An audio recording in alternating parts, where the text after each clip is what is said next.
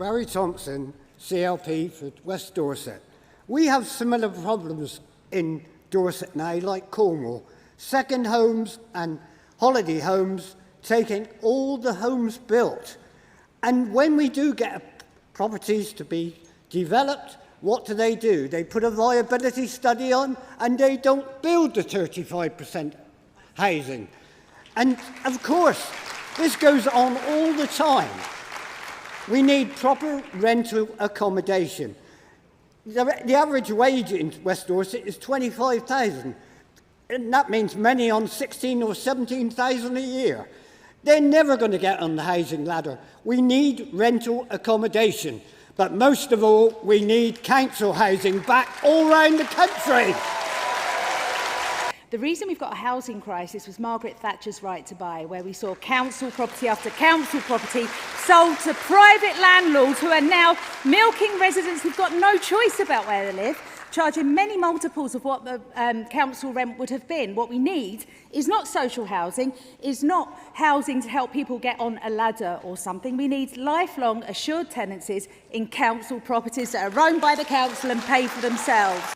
Right now, over 95,000 households and 119,000 children are marooned in temporary accommodation or bed and breakfast.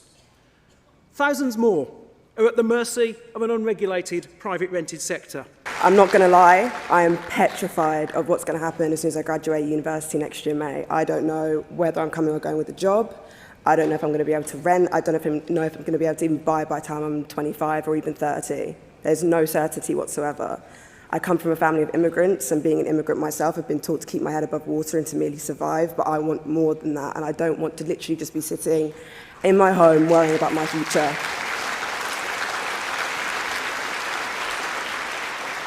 I need to know that once I've gotten my degree and everything that I've been told that I so and so need to be able to live in this climate, that I will also be able to receive what I need, such as a home and such as a job, and just that little bit of security.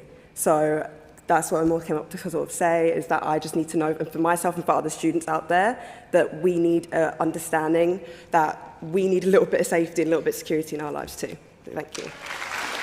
Housing is not a commodity. It's not a way of the privileged people consolidating their wealth and getting richer. Frankly, this motion doesn't actually go far enough. We need to take back housing stock from the establishment. It's immoral that so few own so much. We need rent caps. We need radical socialist policies, and we need a planned economy which works to give people dignity. Housing, good quality housing, is dignity. We cannot control what we don't own. We allow foreign oligarchs to hide their money in empty housing stock. Look at London, it's all over the place. It's a scandal that no one talks about.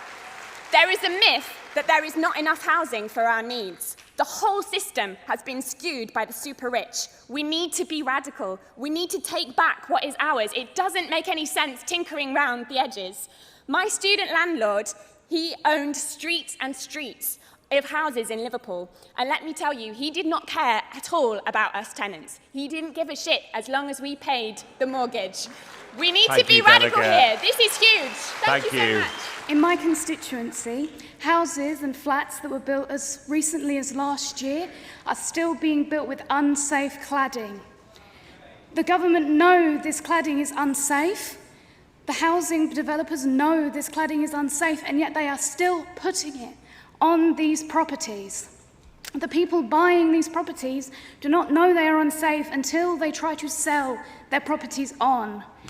I think this is unacceptable, and if it's happening in my constituency, it's happening in your constituencies.